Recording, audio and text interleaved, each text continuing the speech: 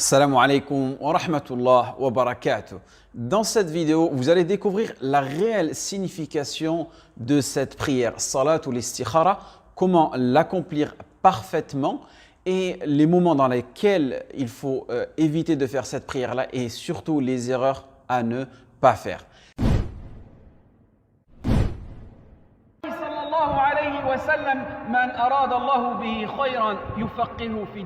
Qu'est-ce que la prière al-istikhara? Du point de vue, on va dire, littéraire, al-istikhara veut dire la demande de ce qui est le mieux pour une chose. En langue arabe, talab al-khair. C'est pour cela que sa traduction en français, elle n'est pas correcte. Prière de consultation pour dire salat ou l'istikhara est une traduction inappropriée. En français, une consultation est le fait de demander un avis, prendre l'avis de quelqu'un, examiner quelque chose pour en tirer un avis. Et même le mot consultation, lorsque vous le traduisez en arabe, ça veut dire istishara. Parfait? C'est-à-dire, on consulte des créatures, on leur demande un avis. Par contre, istikhara, ça a un sens plus profond. C'est tu te soumets au Créateur, tu te soumets à Allah subhanahu wa ta'ala pour qu'il choisisse ce qui sera le meilleur pour toi. Donc, sa réelle traduction est plutôt prière de recherche du bien, prière de demande de bien, demander à Allah subhanahu wa ta'ala de choisir pour toi ce qui est le plus bénéfique. Tatlubullah an yatadakhala biqada'ihi al-kawni an yuyassira laka ma fihi khayrun laka. Tu demandes à Allah subhanahu wa ta'ala qu'il interfère par son décret de te faciliter ce qui sera le plus bénéfique. Son statut. La prière d'istikhara est composée de 2 rak'at, d'une invocation bien précise rapportée dans les recueils prophétiques de manière authentique. Et cette prière est donc une sunna, d'accord? Donc une tradition prophétique. Pourquoi la prière de recherche du bien est importante? La cause la plus évidente de cette importance est le fait que l'homme a besoin de l'aide de son Seigneur, car sans lui, sans Allah subhanahu wa ta'ala, tu es perdu.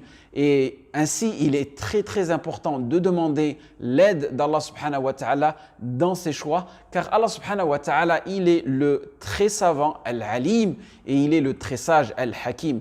Notre Créateur sait parfaitement ce qui est un bien pour nous et ce qui ne l'est pas. Et il est donc nécessaire pour chacun d'entre nous de demander à Allah subhanahu wa ta'ala de nous guider vers le bien.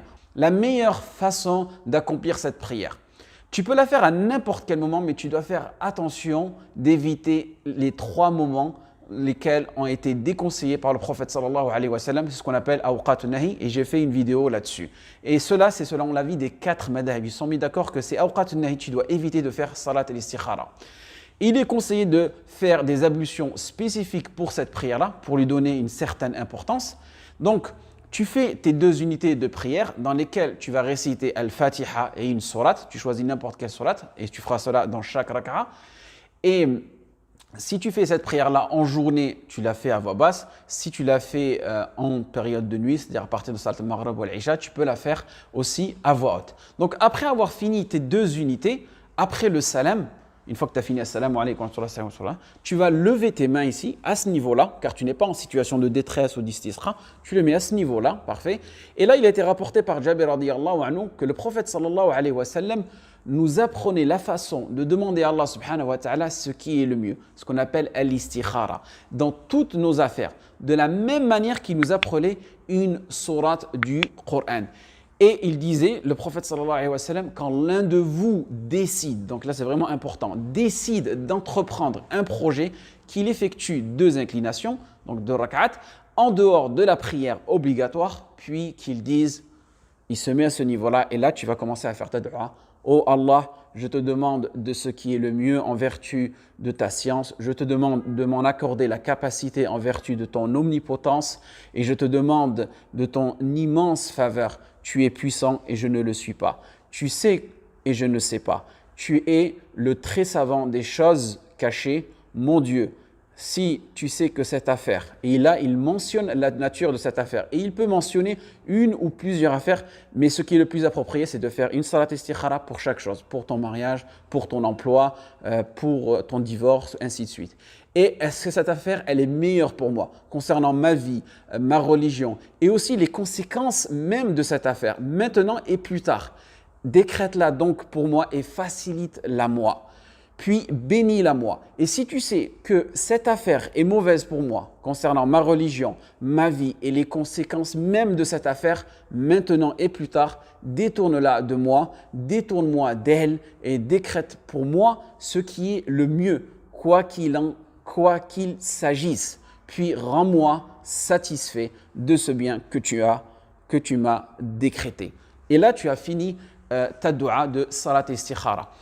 Et dans ce hadith, ce qu'il faut bien comprendre, c'est que dans ce hadith-là, on dit « Idha hamma ahadukum bil amr ». C'est-à-dire que quand l'un de vous décide d'entreprendre un projet, et non pas si tu as des doutes, d'accord? Seulement si tu as décidé « Idha hamma ». Car si tu as des doutes et tu fais cette prière-là, cette prière va ne rajouter que des doutes et même tu vas ouvrir une porte à Iblis, à Shaitan, pour en profiter de te rajouter des wasawis dans ce que tu vas entreprendre. Donc, il faut bien comprendre ce point-là, de si tu as décidé. Parfait? Ensuite, il faut que tu comprennes que si Allah subhanahu wa ta'ala, il se peut qu'Allah subhanahu wa ta'ala décrète pour toi un bien, mais ce bien, il va être pour toi temporaire. Admettons que tu te maries avec une personne et voilà, après quelques années, vous divorcez et ensuite tu te remaries avec une autre personne. Tu ne sais pas, peut-être que dans 15 ans, les enfants que tu as eu issus de ce premier mariage deviendront la prunelle de tes yeux. Donc, il faut bien comprendre le bien, al-khayr, dans toutes ses dimensions, de manière temporaire ou de manière permanente. Ensuite, ce qu'il faut que tu saches, c'est lorsque tu demandes à Allah subhanahu wa ta'ala de choisir pour toi, laisse Allah subhanahu wa ta'ala choisir pour toi et sois-en satisfait, car tu ne sais pas où est-ce qu'est le khair pour toi. C'est pour cela que, vous avez pu remarquer, à la fin de la dua, qu'est-ce qu'on dit? Rends-moi satisfait de ce bien que tu m'as décrété. Ensuite, cela montre que tu as un autre niveau de foi, encore bien plus élevé, car tu es satisfait, tu as le cœur reposé et apaisé de ce qu'Allah subhanahu wa ta'ala a décrété pour toi, et cela, peu importe ses conséquences. Maintenant, est-ce que je dois dire exactement ce qui a été rapporté dans cette dua ou pas? Ce qui est le plus préférable, c'est de l'apprendre en langue arabe, si tu ne peux pas en langue française, ou bien tout simplement réduire un maximum de cette partie-là que tu peux mémoriser, ou tout simplement faire cette dua, oh Allah subhanahu wa ta'ala, si cela est un bien pour moi, rends-le facile pour moi, tout simplement. D'accord? Est-ce qu'on peut la répéter si rien ne s'est manifesté? Tu as fait cette dua et rien ne s'est manifesté. Selon le madhahib al-arba'a, qawl al-jumhur, al-malikiyya, al-shafi'iyya, al-hanafiyya, ils disent que tu peux la répéter. Et ceux-là, ils sont basés sur le hadith d'Abi Mas'ud radiyallahu anhu, قال كان رسول الله صلى الله عليه وسلم إذا دعا ثلاثا وإذا سأل ثلاثا. C'est-à-dire, le prophète sallam, il avait l'habitude de répéter les invocations. Et aussi, ici, on a une règle. Les fuqaha disent أن الدعاء الذي تسن له الصلاة تكرر له الصلاة. S'il y a une invocation qui est spécifique à une prière, tu peux répéter cette prière-là comme Salatul Istisqa, la demande de la pluie. Tant que la pluie n'est pas descendue, les musulmans répètent cette dua, cette prière-là de Salatul Istisqa. Les erreurs à ne pas faire. Attendre un signe ou bien attendre un rêve. Combien de frères ont délaissé un projet de mariage ou bien d'entreprise car après sa prière de demande de recherche de biens, il arrivait que la fille, par exemple, elle avait des gros yeux ou que bien ses dents sont tombées ou d'autres bêtises de ce genre-là. Et ça, ce n'est que le diable qui joue avec ton imagination. Car lorsque tu fais ta prière de recherche de biens, tu t'engages dans ton projet, d'accord? Si ça marche, alors c'est un bien pour toi. Si ça ne marche pas, alors ce projet était un mal pour toi. Parfait? Ensuite, ce qu'il faut savoir, pour faire la prière de recherche de biens, de demande de biens, il n'est pas obligatoire d'être face à un choix entre deux choses, d'accord? Tu n'as qu'un seul projet et tu demandes à Allah subhanahu wa ta'ala de choisir ce qui est le mieux pour toi. Parfait? Ensuite, dernière petite recommandation, on ne peut pas faire de prière de consultation pour des choses qui sont obligatoires ou interdites. Par exemple, il n'est pas autorisé de faire la prière de demande de biens, de recherche de biens pour savoir si tu dois faire tes 5 prières ou pas. Est-ce que tu dois arrêter de fumer la cigarette ou de boire de l'alcool? Car à la base, ce sont des choses obligatoires, ce sont des choses interdites. Parfait? Donc cette prière-là, elle se fait dans les choses qui sont halal. Parfait? Ni obligatoires, ni interdites. Et aussi, lorsque tu fais cette prière-là, tu dois avoir le cœur sain, tu vas avoir le cœur serein que ce qu'Allah subhanahu wa ta'ala choisira pour toi est un bien fi dunya wal akhirah wa faqallahu jami' lima yuhibbu wa yarda, en espérant que ce rappel soit bénéfique pour vous et moi. Wassalamu alaikum wa rahmatullah wa barakatuh.